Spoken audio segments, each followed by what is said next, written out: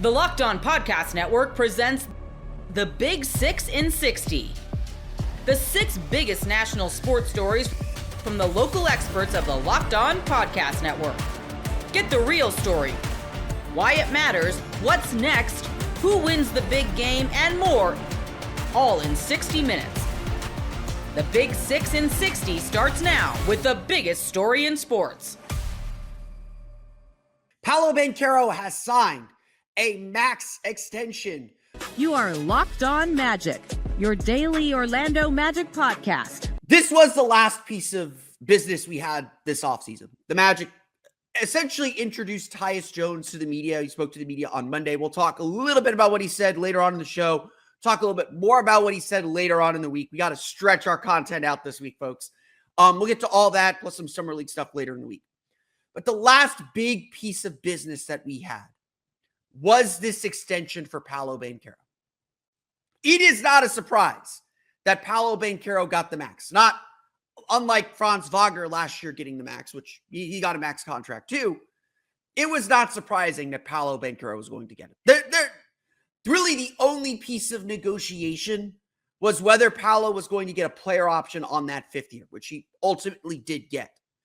Paolo had all the leverage. He is the star. He gets to do what he wants. So it's not breaking news. Like if you've listened to the show, you heard me say, oh, coming up next on Locked On Magic, we're going to do this unless Paolo signs this max extension. This was not a surprise to anybody. What is or might be a surprise to some, though, is that Paolo, not only does Paolo deserve this, like this is just the market, he deserves this max contract. What might be surprising to some is what this all means. What this essentially says about the Magic. It's been a little bit of a debate. Maybe not among Magic fans. I think Magic fans all watch Paolo every day. They see him game to game. They know the team that he's had to play with. And they see a player who has lifted this team from being destitute, frankly, into being one of the best young teams in the league. The stats people don't like Paolo.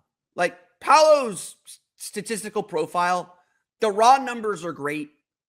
The advanced numbers don't like him. And none of us can figure out why our eyes don't match what the numbers see. But because the Magic spend so much of their time in anonymity, because nobody has really seen Paolo play outside the playoffs, and frankly, his playoff performances should be enough to put some of this debate to rest, it is a constant debate to prove Paolo's stardom. Maybe it's just a loud group of people on the internet. Maybe it's just Oklahoma City Thunder fans, which again, I will agree with Jalen Williams on this. Why are we tearing people down to build others up? Jalen Williams is awesome. Paolo Banchero is awesome. They're both doing exactly what their teams have asked and needed them to do. They'll both get paid. Jalen Williams may not get a max. Paolo will, because Paolo is a max player to the Orlando Magic. He is their superstar. And that's what this means. That's what this contract says. Now, like last summer when the Magic gave Franz Wagner his max extension, it was a statement of belief in him as an all-star, in him as a core player. And indeed, the Magic have successfully paid all 3 of their drafted core players. They all took 5-year deals. The summer of 2030, all 3 of these guys can be free agents. The Magic have 4 years to figure out how to win a championship. And we're going to talk about that. Don't worry. We're not going to be quiet about it anymore. The Magic truly feel like they needed to invest in their own. And they believe in their own. But it starts with your centerpiece player. Everything in this league starts with your centerpiece player. And no matter how much anybody wants to doubt Paolo Banchero, the Magic are here to say, We believe in him, and we're going to let things play out. Is Paolo Banchero the kind of star you can build a championship around? It sure looks that way. It sure feels that way. But here's the thing. You can't draw conclusions until you see something play out. You can't draw conclusions before the experiment has been run. And yes, the Magic are investing a lot of money in the experiment, but A, what choice do they have? And B, why wouldn't they believe? Why wouldn't they believe that Paolo Banchero is the kind of star they can build around? A rookie of the year, an all-star, certainly to be a perennial all-star. A player who has stepped his game up in both of his postseason appearances. Last year, Paolo Banchero averaged 25.9 points per game, I believe. Even in an injury-filled season. Even in a season where he wasn't as available as you hoped for. He still averaged around 5 assists per game, a little bit less than 5 assists per game. He still averaged 8 rebounds per game. And in the playoffs, he stepped his game up. 29.4 points per game, 8.4 rebounds, and 4.2 assists per game, while shooting 44.4% from three in the 5-game series against Boston Celtics. If there's one thing that Paolo Banchero has proven as he continues to put up historical numbers, stuff we haven't seen since LeBron's early career, since Luka's early career, Paolo Banchero continues to do things that put him in those groups. And frankly, while the Magic don't care because they believe, and Magic fans don't care because they believe, it's frankly ridiculous that the rest of the league has this narrative that he doesn't work, that he isn't good enough.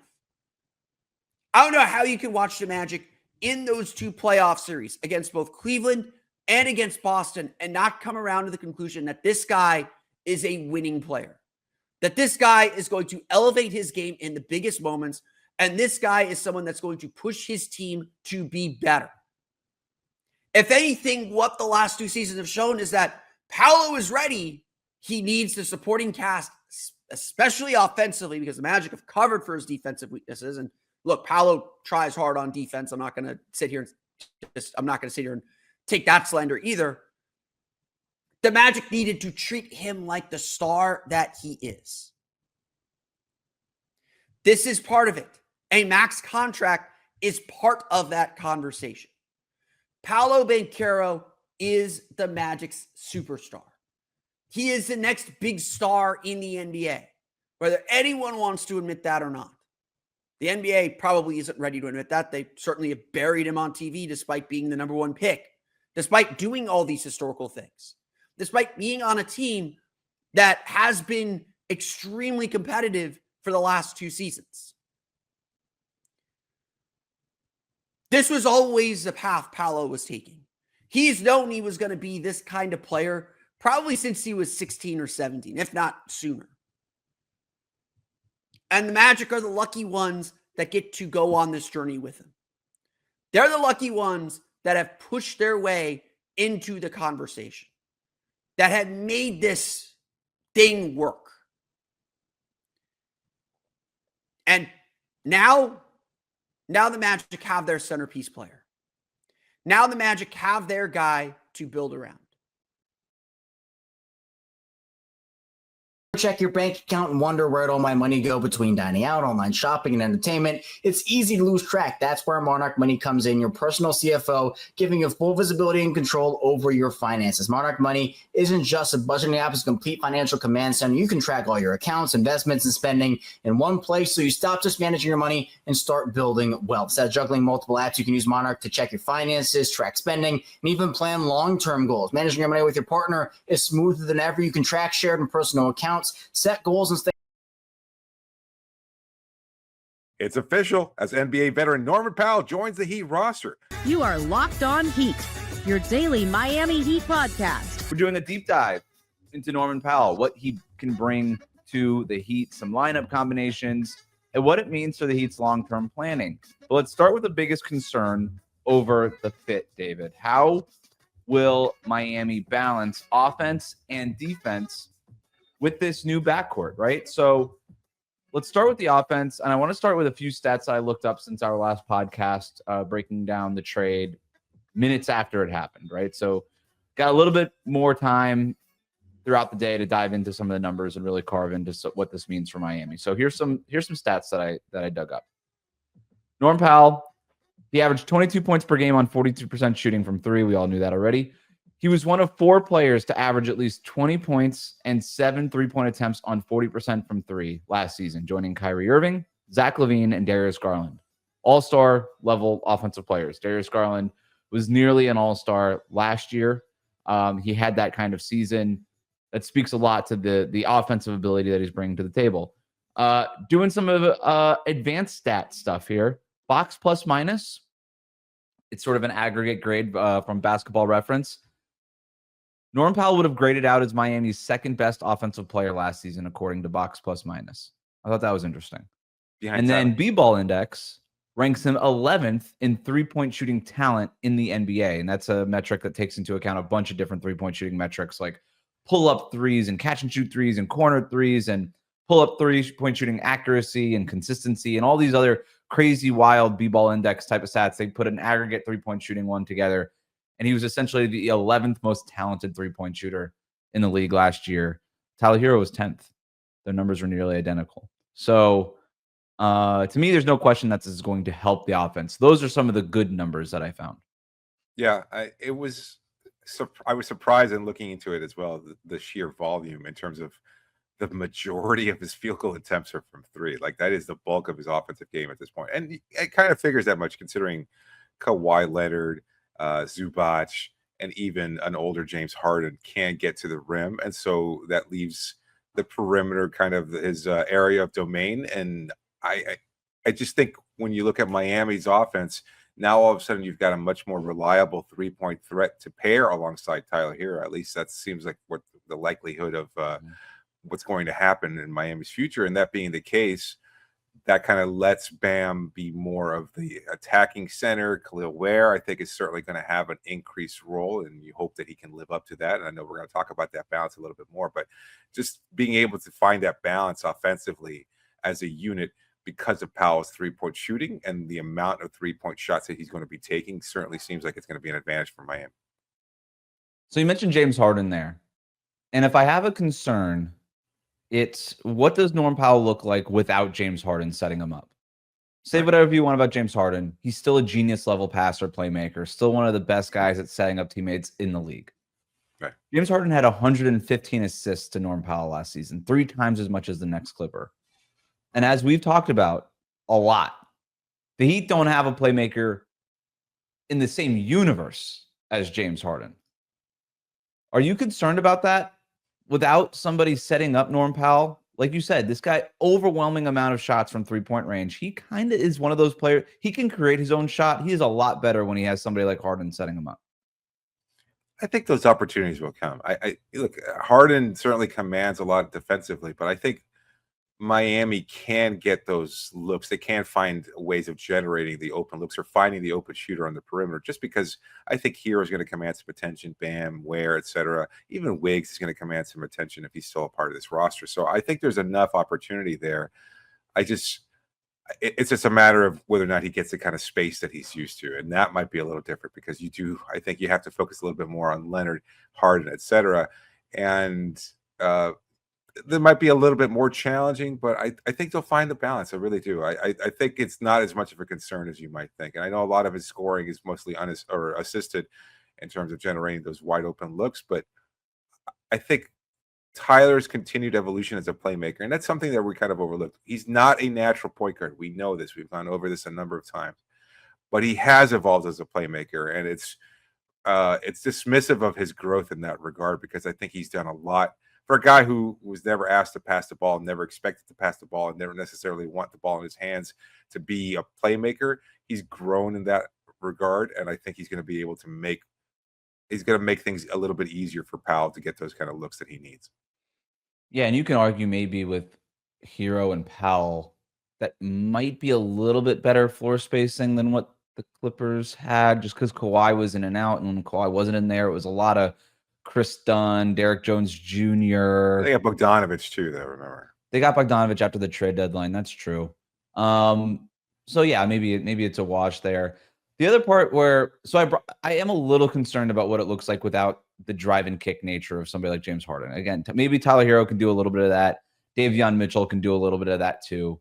Andrew Wiggins, if he's still on the roster, I mean, he is a guy who can run pick and roll. So maybe it'll be more of a committee approach than where the Clippers were very much, hey, James Harden, you're running the offense, and when you're not doing it, it's Kawhi facilitating out of the post. And that's essentially their entire offense. And it worked, right? I'm nothing against it, but that was their offense. Miami doesn't operate that way. They're more of a committee approach. The one thing I do like is Norm Powell is an ace off of dribble handoffs. He was averaging 1.1 points per possession off of dribble handoffs last year, which is just a hair less than what Tyler Hero was averaging at 1.12. So on almost the same amount of like frequency and attempts. So you're kind of just, look, the more and more I dive into the numbers, the more it feels like they just added another Tyler Hero to the offense in terms of the shooting part of it. He's not what Hero is with the float game, with some of the playmaking stuff that we've talked about. Like at that level, he's not like the 3-level scorer that Hero is in that regard. But in terms of the floor spacing, 3-point shooting part of it, you kind of just added another Tyler Hero to the lineup. Yeah, I'd say he could finish at the rim a little bit better than Tyler. I think Tyler certainly takes the mid-range floater area. And in terms of 3-point shooting, I think Norm might actually be a little bit better of a 3-point shooter. I don't know. That might be a little bit tougher. Yeah, but he was also he was being set up a lot better than Hero was. Yeah, and I mean, in terms of he does get to the line. That is another thing that I like about that. And look, I mean, Zubac had a fantastic year, an all-star level year himself. Your most improved candidate, if I'm not mistaken, and behind he's Hero, a great screen setter as well. Yeah, that is right. So I think the Clippers were a really good team, and there's no doubt that Powell benefited from that. But I think he was a reason why they were able to thrive, and I think a lot of people expected the Clippers not to necessarily be as good as they were last year, and Powell was a big part of that. He had, as you've said, an all-star level campaign. I remember a lot of people talking about, oh, he was one of the guys that were snubbed because he put up great numbers. That if you're going to make a case for Tyler Hero, you could absolutely make a case for Powell playing in the Western Conference. So I think he comes to Miami, and almost the expectation, I would say, is that he emerges as their go-to lead scorer. Ooh, over Hero? Yes. I don't know. Yes. It's still going to be Hero and maybe even Bam. Maybe not. I don't know. Maybe it's interesting. I hadn't even thought about that. It feels like with Hero being the incumbent, it'll still be. I would be a little surprised if Powell finished with more points per game than Hero did. Well, we'll see, because I like his ability to get to the line a little bit better. But we know the ship has sailed on him and his possible growth in that regard. No, I mean, he can get better, and I'm not even saying this. I'm just we don't expect. We're not going into camp with the expectation that Bam is going to evolve into a 25-point game scorer. Like he'll be closer to the 20-point averages that he has in the past. That's fine. But as such, I think he's still naturally their third best option. But I would love to see what camp looks like with Powell and Hero kind of trying to assert themselves as the top dog.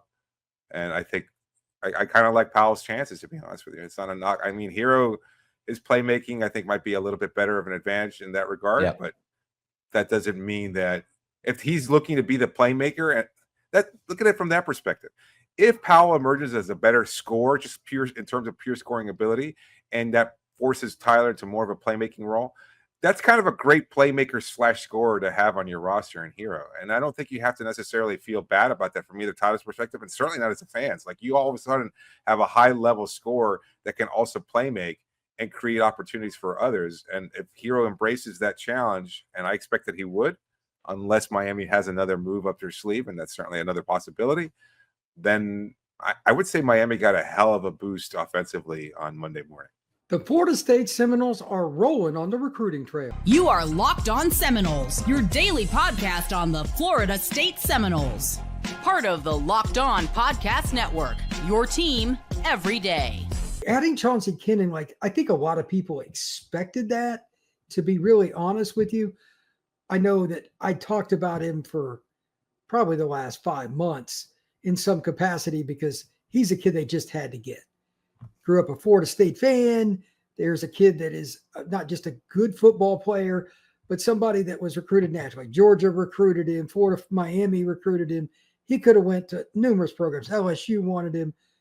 If you've got a kid like that in your own state who grew up a fan of your program, you've got elite DB coaches, it's got to work out. So I want to talk a little bit about that, what the impact is for the Noles. And I'm also going to discuss why this DB class, combined with a couple of the others, could potentially send Florida State back into that dominant era of defense, like long term. They got the right defensive coordinator. They got a good defensive staff. They could get back to that. And it's been a minute. I mean, Florida State's had some good defenses recently, don't get me wrong, but they haven't been dominant week in, week out, where teams feared you. Adding players like this and just putting more bullets in the gun to finalize what you can do, that's how you get there. You out-recruit your competition. We have better guys than you and more of them. It's not just like your starting lineup here. Like Florida State used to run waves of guys at people. That's what adding a Chauncey Kennan does. He's going to have to earn his way up. But anyway, to make a long story short, if you look at Florida State over the last 10 years or so, the up and down nature of some of the things that have gone on in recruiting and everything else that they've tried to do with the portal and all that, you could reduce some of that with recruiting guys like Chauncey Kennan. So getting him today was huge, and getting him over the likes again of Miami, Florida, Georgia, LSU, etc., is really important. Now let's talk a little bit about the class overall. I'm just going to use one barometer here. 24/7 has Florida State's class ranked number 11. As the number 11 class in the country, it's been a minute since Florida State was in that boat too.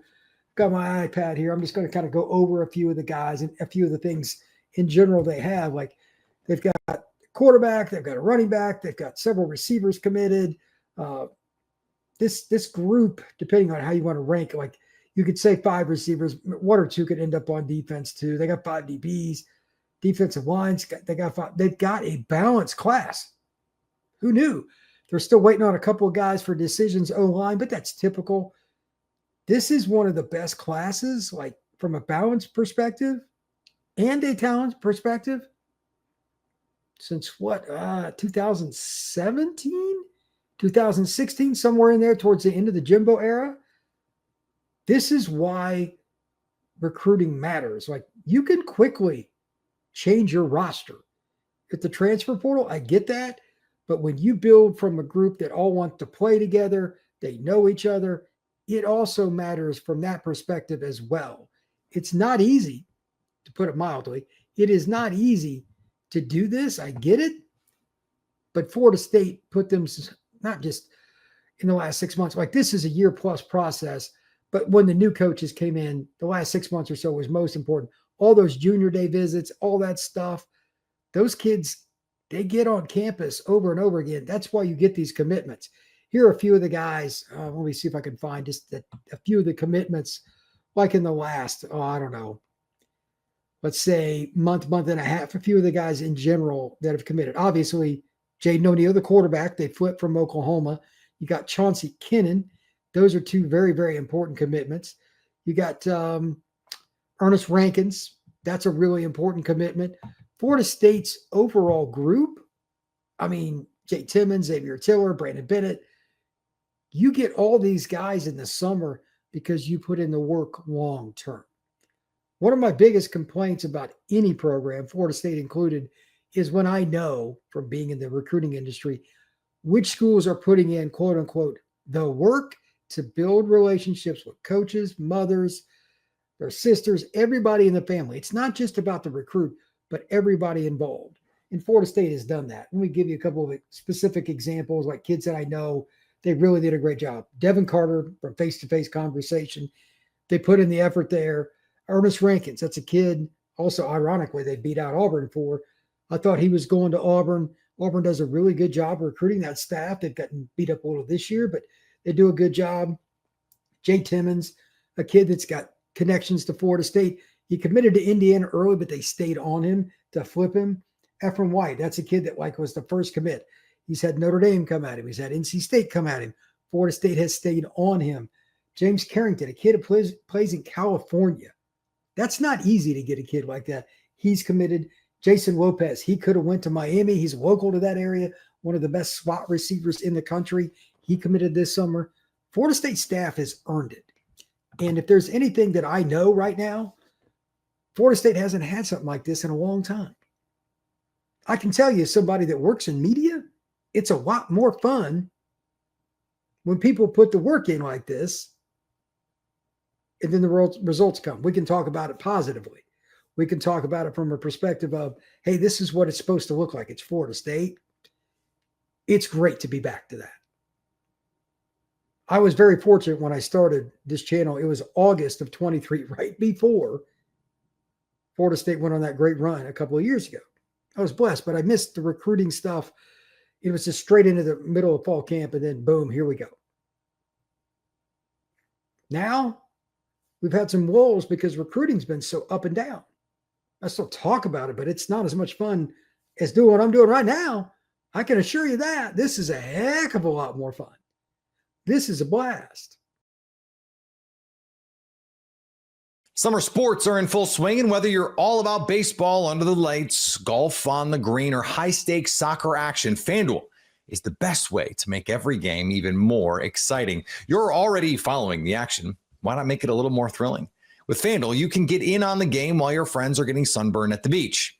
I've been using FanDuel to track my favorite matchups all summer long, and the app keeps it fresh with new daily promotions, fun ways to bet. It's easy to use, fast to pay out. It makes even regular season games feel like must-watch events. Whether I'm placing a same-game parlay or watching a bet ride into the ninth inning, FanDuel makes it feel like I am part of the action. New to FanDuel, new customers can bet just $5 and get $150 in bonus bets if your first bet wins. Open the FanDuel app today or visit FanDuel.com to get started. The Irish kept off a recruiting trifecta, landing wide receivers Kaden Finley, Devin Fitzgerald, and Braden Robinson. You are Locked On Irish, your daily podcast on the Notre Dame Fighting Irish. It's no secret to Notre Dame fans that Marcus Freeman has had major success recruiting the sons of former NFL players, but the rest of the country seems to be catching on after the Irish landed commitment from Devin Fitzgerald, the son of NFL legend Larry Fitzgerald, arguably one of the greatest wide receivers of all time. Actually, I don't think it's arguable that he's one of the greatest receivers of all time, but I think that he has a case to be considered the greatest receiver to ever play the game of football. Devin does not come with his dad's pedigree, but he's still a very talented prospect. He's a 3-star wide receiver from Brophy College Prep in Phoenix, Arizona, and he is a big body wide receiver who can play the boundary at Notre Dame. He's listed as 6'2", 205 pounds, and he's ranked as the number 72 wide receiver in the class and the number 454 player overall. Fitzgerald's stock really started to rise after a breakout junior season when he racked up 52 catches for 720 yards and 9 touchdowns. Notre Dame has been recruiting him, though, since his freshman year of high school, but they waited until May of this year to offer him a scholarship. This has been a long process, but then once Fitzgerald got the offer, he scheduled his official visit for June 13th, the big recruiting weekend that we have talked about so much on the show. And stop me if you've heard this before. Marcus Freeman and the Notre Dame coaching staff made a great impression on Devin Fitzgerald and his family, and ultimately that was enough to seal the deal. Fitzgerald's final 3 schools were Notre Dame, UCLA, and Stanford. Clemson was in the mix there for a little bit, but then it really came down to Notre Dame and UCLA, and Notre Dame won out because of that official visit weekend. They were able to close on him, and after that weekend, Devin Fitzgerald canceled an official visit to North Carolina, and the writing was on the wall that Fitzgerald was going to be a part of this class of 2026. Devin ended up telling Eli Letterman of ESPN that he's actually known Notre Dame wide receiver coach Mike Brown since he was 5 years old, and Mike Brown was instrumental in this recruitment. He has taken a lot of heat in the past for his inability to land the big-time wide receiver prospects, but Mike Brown has got things rolling right now for Notre Dame recruiting at the wide receiver position. Fitzgerald was the 4th wide receiver to commit. Braden Robinson ended up being the 5th, and this was a huge class for him. It was very, very important that Notre Dame landed multiple big-time wide receivers with plenty of upside, and that's exactly what Mike Brown has been able to do, so he deserves a ton of praise for what he's been able to do in this class. And not only did Notre Dame need to add big-time talent, they needed to add a boundary receiver, and that's exactly what Devin Fitzgerald can provide for this team. He has the ideal size for the position. He's listed at 6'2", 205 pounds, but he plays even bigger, and he has grown significantly since he was in high school. He was a late bloomer, and look, I can relate to that. When I was in high school, not joking, my first day of freshman year, I was 5'2", 105, and I played freshman football. I think the first day of practice, they looked at me and thought I was insane, and maybe they considered calling child services. Thank God they didn't. I ended up growing a little bit over the next 4 years, but Devin Fitzgerald is in a similar boat, although I don't think he was 5'2", 105 at the start of freshman year. But now he's up to 6'2", 205, and I think that he's actually going to grow a couple more inches by the time he steps foot on campus. Like his dad, he has really strong hands and excellent body control, especially in contested catch situations. I think you can teach hands if you just get enough reps and you have big enough hands. You're going to be good at catching the ball so long as you focus when you're actually running the route. But I really think that body control is kind of a God-given thing. Yes, you can practice it, you can improve it, but if you want to get really, really good at it, part of it is just God-given, and Devin Fitzgerald certainly has that. He's not necessarily a burner, but he's deceptively fast. He doesn't look like he's running all that hard, and yet none of those guys can catch him. So he kind of runs like a gazelle. He's got really long strides, and even though it doesn't look like he's exerting a lot of effort, if no one can catch him, who really cares? So I do think that he might not have the elite athleticism that some of the five-star guys have. He has enough that he's going to be able to run away from guys at the college level. He's a polished route runner with a really high football IQ. No surprise given his pedigree, and he may not be elite at one specific thing, but he's so technically sound, I think he's going to be able to thrive at the college level. He's probably not going to see like a ton of playing time as a true freshman, but I fully expect him to become a major contributor by his junior year. When you have a dad like Larry Fitzgerald, you're just going to be born in a different environment. You're going to understand the nuances of playing wide receiver. You're going to have a really high football IQ. And let's be honest, he's probably getting some of the best training that you can get as a wide receiver at the high school level. I think that's the case with Devin Fitzgerald, and I think that's a big reason why he was able to make such a big jump in his game from his sophomore to his junior season. If he's able to do the same from his junior to his senior year, then he's really going to rise up the recruiting rankings. If he mirrors anything close to Bryce Young's high school trajectory, then you could be looking at a really big-time prospect by the time this is all said and done. Because if you remember, Bryce Young at one point in time was just a three-star who was a really tall, skinny kid with a great name. That was kind of what Devin Fitzgerald was. I don't think he's as skinny, but he's also been improving so much year to year that it's not that crazy to think that Devin Fitzgerald could end up becoming like a high four-star prospect at the end of the 2026 cycle. Not only is he developing as a player, he also is a strong fit for Notre Dame's culture. His character and his work ethic should help him reach his ceiling. And now Devin joins Thomas Davis Jr. and Kaden Finley as sons of former NFL stars in Notre Dame's class of 2026. And then once he gets on campus, he's going to join a wide receiver room that also includes the sons of Plaxico Burress and Elijah Burress and Jerome Bettis Jr.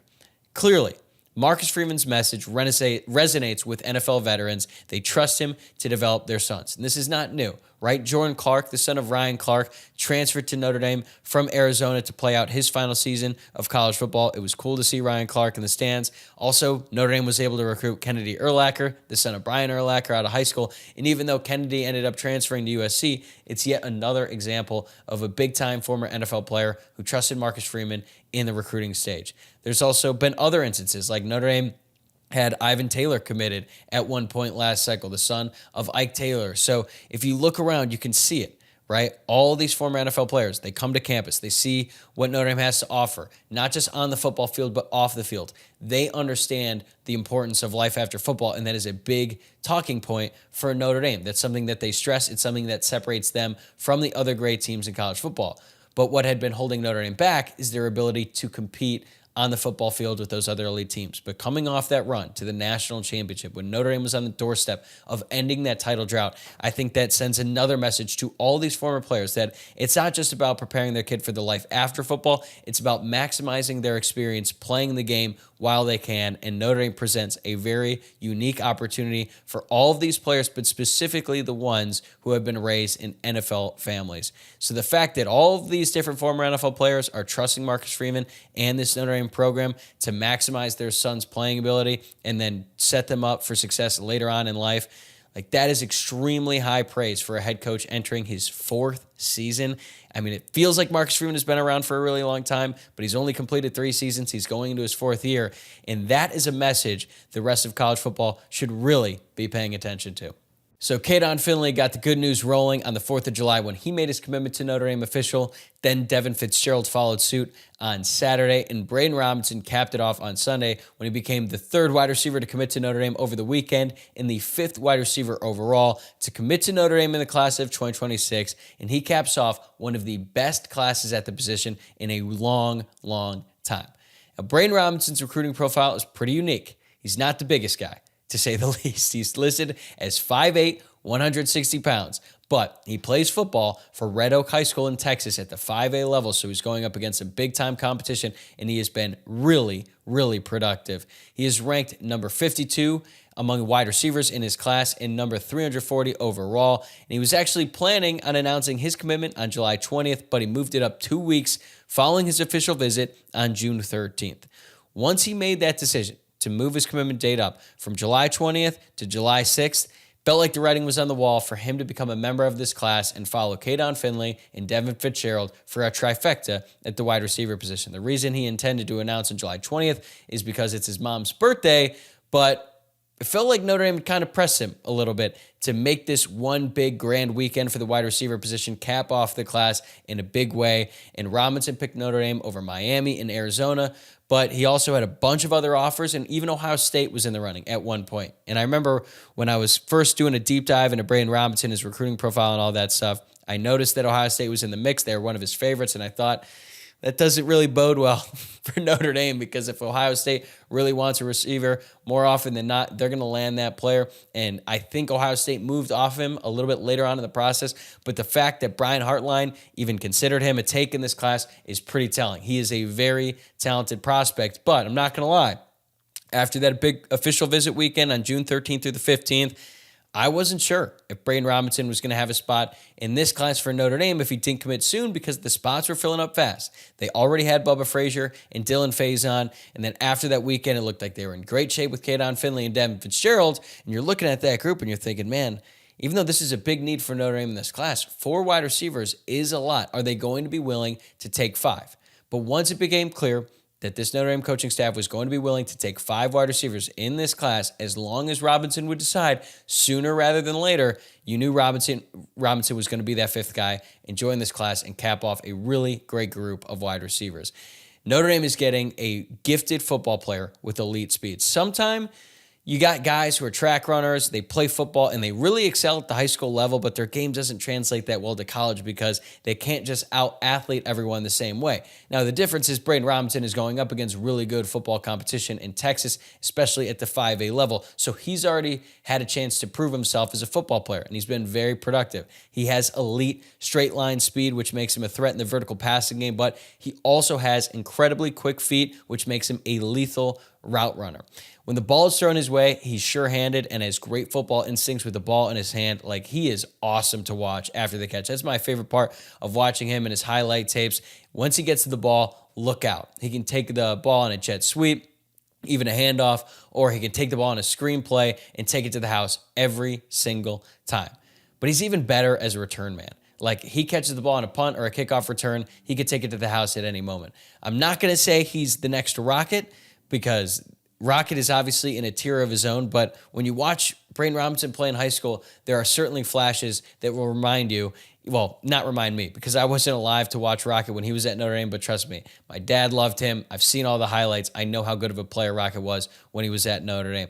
But like Rocket, Braden Robinson is going to have to get a lot stronger once he gets to college, because the Rocket was great as a true freshman. Then he ended up getting a lot better as he continued to put on strength and weight and all that stuff. Then he became even more difficult to tackle.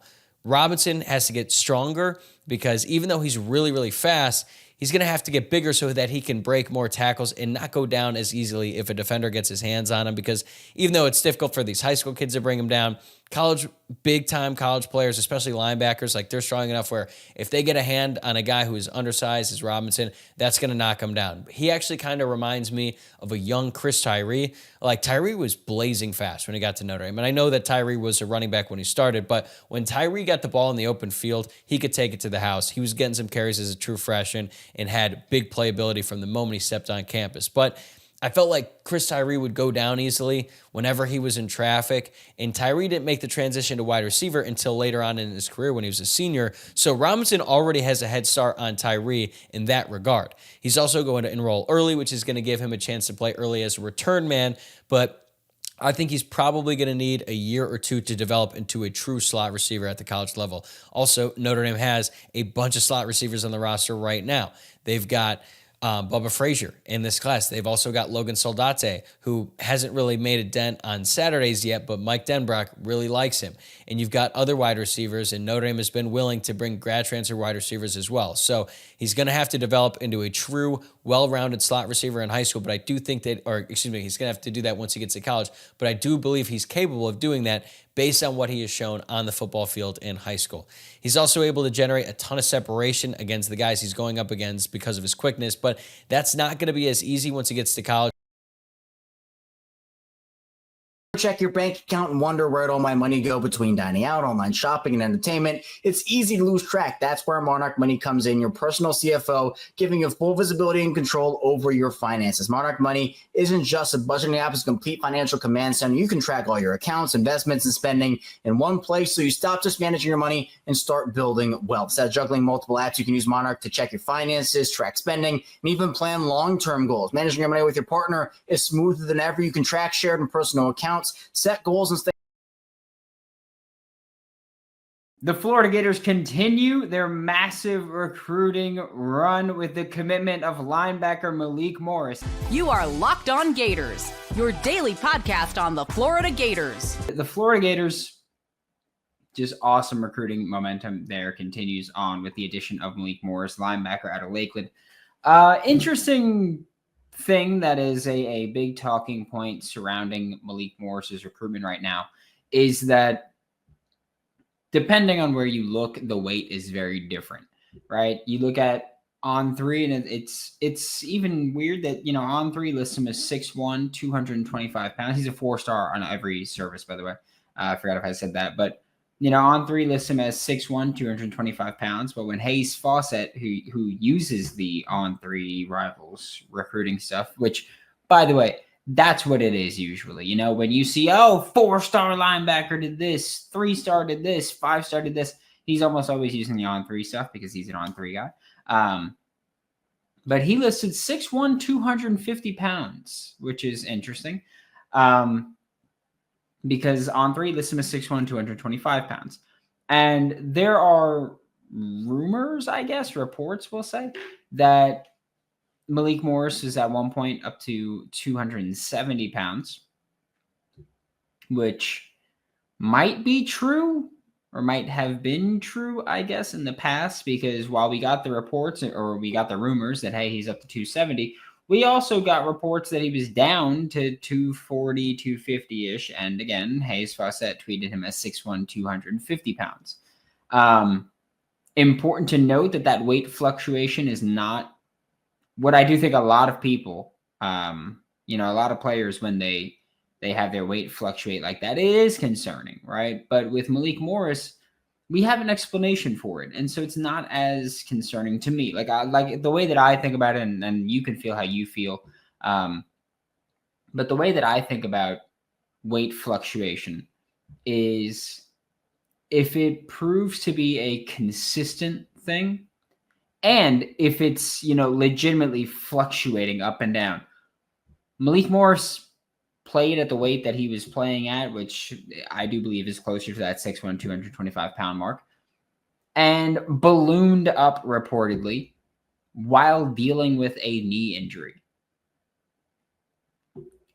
And I get it. Obviously you don't want someone to gain that much weight because in an ideal world, they're dieting properly and all that. But there's also levels to everything, right?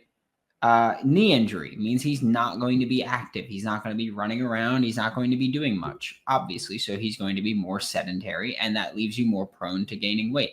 The diet, not everybody has the wherewithal, the means to eat that healthy lifestyle that we can talk about.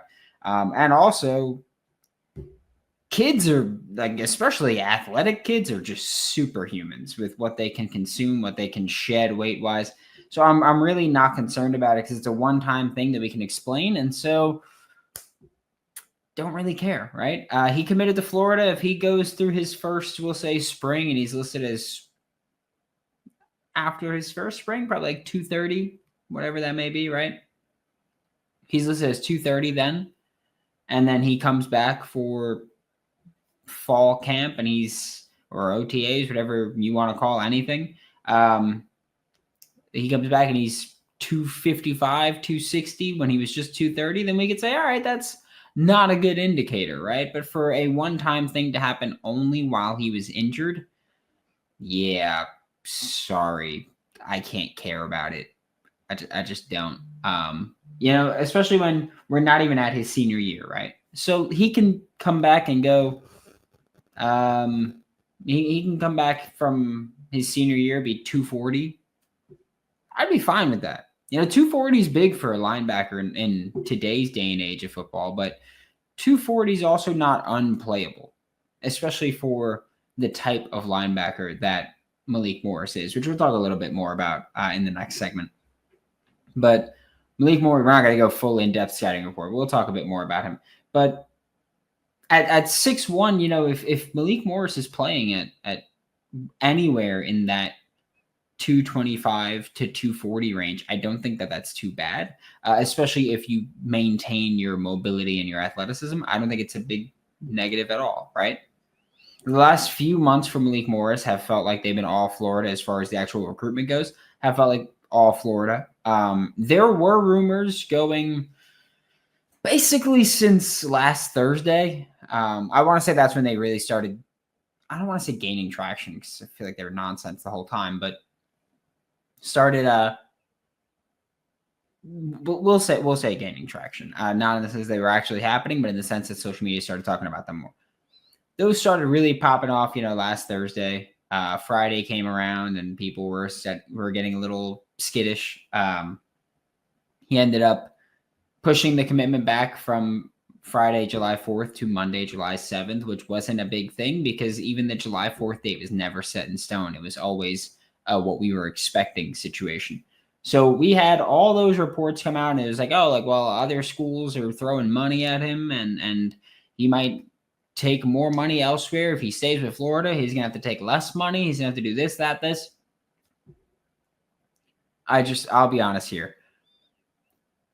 Even if there was any validity to those rumors, which I'm sure schools were circling back and throwing money because that's how basically every recruit is now, right? Every highly touted, very talented recruit is getting those last minute, last day, hey, what if we up the bag to this amount? And then see what happens. Like, sure, that happens all the time with kids. I don't think that that's a big deal, to be honest. I don't think it's a unique situation. But even then, the whole time, like the legitimacy of it happening kind of just felt like timeline nonsense, right? Which we know what timeline nonsense is. It's people pretending that they know more than they really know, people pretending that they're more in the know than they really are, and people pretending that they're more important than they really are to go, oh, I know this thing's happening. And it's really sad to watch people do it, if we're being honest. But again, with Malik Morris, it kind of felt like nonsense the whole time. Again, even if it was legit, it felt like nonsense. The whole come out of nowhere when everybody's for a month going, yeah, it's Florida by a mile, and then come out of nowhere last minute, last couple days, the midnight hour, the witching hour, whatever you want to call it, and then start thinking that all of a sudden things are going to shift. Just didn't feel like it made a ton of sense. When watching his commitment ceremony, he picked up a Texas A&M hat first. My first thought was, oh, he's doing a fake out. Like I wasn't like, oh my God, he just committed to Texas A&M. Watching it, I saw him pick up the Texas A&M hat, put on the Texas A&M hat, and I was like, he's faking it. Like there was no doubt.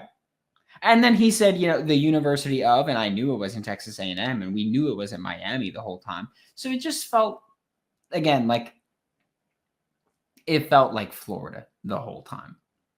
It just, especially after the official visit. It felt like Florida. Felt like Florida so much that when he was on his official visit, we thought he might commit. When he came back for an unofficial visit afterward, we thought he might commit. It felt like Florida. I just can't pretend that this is one where we were really sweating bullets for.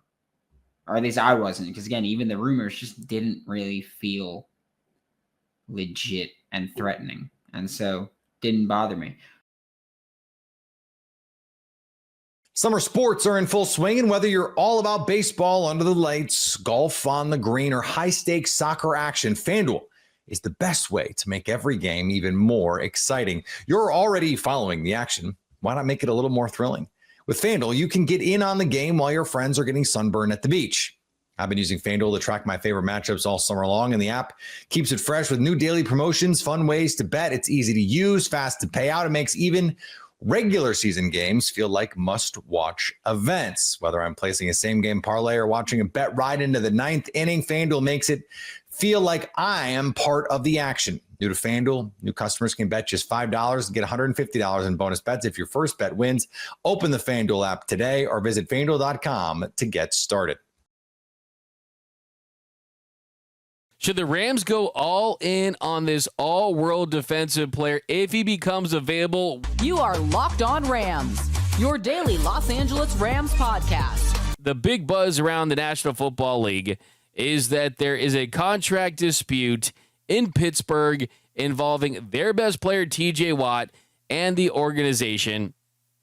And after it was made clear by what appeared to be TJ Watt's agent and the Steelers front office, they're just kind of taking jabs at each other in the press while they iron out a new contract. That's kind of how it feels to me before the season starts. And the Steelers have came out and said they have no intention of trading him, and that, look, they might move him in 2026, 2027, potentially after a new deal. But the Steelers are all in on the 2025 season. And if you look at the cost of acquiring someone of TJ Watt's caliber, we're talking about potentially multiple first-round picks, at the very least a one first-round pick. There's no doubt about that. And then you have to look at the fact that you have to pay him, that he would be the highest paid pass rusher in the league. He'd be right there with Myles Garrett. So any team that would be willing to trade for TJ Watt, you'd be getting a guy that is north of 30, getting paid at the top tier, while also having to empty out your draft war chest. So before we kind of get into what the specifics of it mean for Los Angeles Rams, just know that you have to go and pay top dollar. I mean, we're talking about Beverly Hills real estate. We're talking about the top shelf stuff, right? This ain't the cheap stuff, right? This is a very, very high quality elite player that plays a premium position in the National Football League. But just because I've heard a lot of you guys in the comments, D-Mac, let's go get TJ Watt. I've got multiple people on X ask me the same thing. Is it possible? So for you, it's July, early July, before it really gets crazy. I'll just entertain the conversation. And I think that it's relevant because I think it's a good exercise into looking at what the Rams are working with heading into the season. Because when you look at where the Rams are at, they're a team that's in a really good position to address needs. They did get the additional first-round pick for the 2026 draft. When they traded that to the Falcons for Pierce, they moved out of the first round. You ended up taking Terrence Ferguson in the second round. So now that war chest has more assets in it that you can flip if you need to go out there and address it. Now, the thing with the TJ Watt situation is, let's just say hypothetically. Let's say hypothetically that the Steelers would seriously do this. And the reason why they would do it is, look, I mean, do the Steelers really want to guarantee him that money in the second, third year of his contract, things like that? And you look at the George Pickens deal. The Steelers weren't trading George Pickens until they ultimately did. Things can change rather quickly in the National Football League. Just talking to some people that cover the Steelers, they told me that it's highly unlikely, right? But it's not like he's Paul Skeens, right, of the Pittsburgh Pirates, right? He's not getting traded no matter what. For TJ Watt, he most likely will not be traded, but things can change quickly in the NFL. But let's just say for a second that there was even any hope of trading for someone like TJ Watt. Would it make sense for the Rams? Well, I think the first thing you have to look at is you look at the player. And the player that he's going to be 31 in October. This is not just a good player. It's not just a great player. This is a Hall of Fame level talent, right? This is someone who sits at that very exclusive table, that VIP table. He's in that VIP club, right? There's dudes that are in the All-Pro club. There's dudes that are in the Pro Bowl club. Then there's dudes that are at like the Myles Garrett club, right? I mean, that table where you go into that exclusive Hollywood club and you go inside and then you're in the club, but it's like there's also a velvet rope that gets you to the VIP section where the super famous people go. That's where TJ Watt is as far as his just overall ability when he's right, when he's at his very best. And you look at the age, I've already mentioned, he is on the wrong side of 30 at 31. But he did win the NFL Defensive Player of the Year in 2021. He's finished top 5 in voting in 4 of the past 6 seasons. Has 7 Pro Bowls. Has 4 All-Pros in his 8 seasons. So, yeah, he's an absolute menace as far as being a disruptor, a game wrecker. 108 career sacks. He led the league in sacks in 2020, 2021, and 2023. He has 126 career tackles for a loss, has 225 quarterback hits. And if you pair that with guys like Jared Verse and Kobe Turner and Braden Fisk, I mean, you could have the most ferocious defensive line with edge rushers in the league. And when you consider that your cornerback position, your secondary spot, if that is your quote-unquote weak spot, one way to address that is getting even better at another area on defense. And then you add the fact that Chris Shula is great at optimizing guys, you could see why it would take this to another level. Now, would you have to include Byron Young in that deal? Would you still have Byron Young? I mean, that's another thing that you have to consider as well. But let's do the cost to get him. I mean, the cost would be pretty astronomical because of a couple things. I mean, the Steelers aren't just going to give him up for a 3rd, 4th, or 5th round pick or anything like that. He's seeking an extremely lucrative extension, so you have to pay him and you have to give him a serious haul. Now, just take a look at recent history for what guys like him have got, or as far as just some comps. I mean, you got guys like Chase Young, Hassan Reddick, Matt Judon, right? They're not at his level, and you've given up a 3rd round pick for guys like that. And then for guys like Montez Sweat and Khalil Mack, 2nd round picks. And then you got Bradley Chubb, a 1st round pick. The Rams, they have some history in acquiring guys that are elite at that position. They gave up a 2nd round pick for Von Miller in 2021. So they kind of know the price of doing business. But then it's not just the draft capital, because you're talking about a 1st round pick at the very least, potentially multiples, and then there's the contract extension. And I don't think that Watt deserves what Myles Garrett got, which is $88.8 million guaranteed, $40 million AAV. But let's just say he's in the Nick Bosa, Max Crosby bucket, where you're at 34 to 36 million, something in that range.